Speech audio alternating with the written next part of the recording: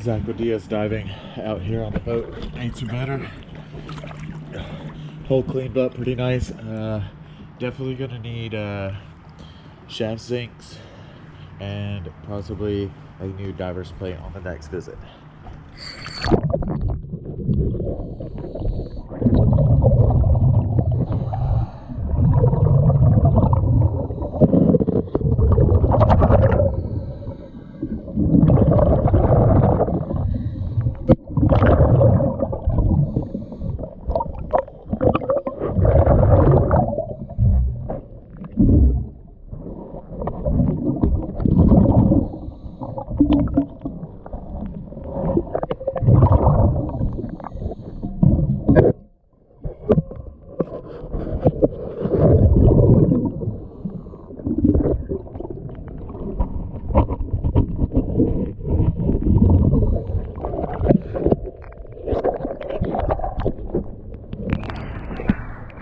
Thank you for choosing DS diving.